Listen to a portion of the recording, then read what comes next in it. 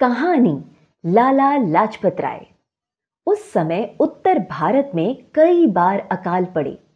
अकाल के कारण पीड़ित जनता को देख ईसाई पादरियों ने मौका पाकर उनकी सहायता करने का ढोंग रचा तथा उनका धर्म परिवर्तन कराकर उन्हें ईसाई बनाना प्रारंभ कर दिया।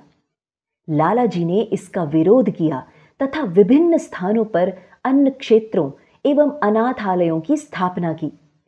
लाला जी चाहते थे कि जो युवक अपना पूरा समय देश सेवा के लिए देना चाहते हैं, उन्हें परिवार के भरण पोषण की चिंता से मुक्त कर देना चाहिए। इसके लिए उन्होंने लोक सेवक मंडल नामक एक संस्था की स्थापना की।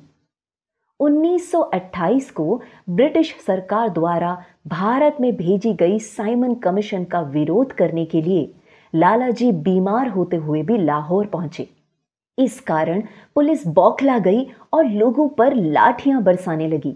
मृत्यु के इस तांडव में लाला लाजपत राय को विशेष निशाना बनाया गया। लाला जी का दुर्बल शरीर क्रूर अंग्रेजों द्वारा निर्दयता पूर्वक बरसाई गई लाठियों को न सह सका और आजादी के लिए अपना सर्वस्व न्यौछावर करने वाले इस वीर का शरीर 17 नवंबर 1928 को इस देवभूमि से उठ गया। इसके साथ ही अपनी मातृभूमि के लिए बलिदान देने वाले वीर शहीदों की माला में एक मोती और जुड़ गया। अपने अंतिम शब्दों में भी लाला जी ने देश प्रेम तथा जोश का जो उदाहरण दिया वह किसी घायल शेर की दहाड़ से कम नहीं था। लाला जी ने कहा, मेरे शरीर पर पड़ी एक एक चोट ब्रिटिश साम्राज्य के कफन की कील बनेगी। वास्तव में हुआ भी यही। लाला जी की मृत्यु से सारा देश उत्तेजित हो उठा और सुभाष चंद्र बोस, चंद्रशेखर आजाद तथा भगत सिंह जैसे वीरों का प्रादुर्भाव हुआ। इन क्रांतिकारी देशभक्तों ने लाला जी पर जानलेवा लाठीचार्ज का बदला लेने का निर्णय किया। अपने प्रिय नेता की हत्या के ठीक 1 महीने बाद ब्रिटिश पुलिस के अफसर सैंडर्स को गोली से उड़ा दिया और अपनी प्रतिज्ञा पूरी की। इसी मामले में ही राजगुरु सुखदेव और भगत सिंह को फांसी की सजा सुनाई गई।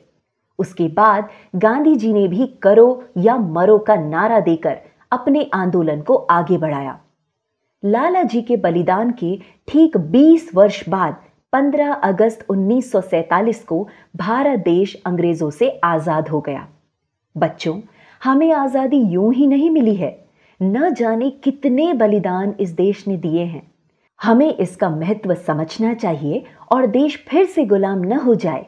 इसलिए पाश्चात्य देश के अंधानुकरण की मानसिक गुलामी से बचकर अपनी संस्कृति, अपने देश और अपने धर्म का सम्मान करना चाहिए।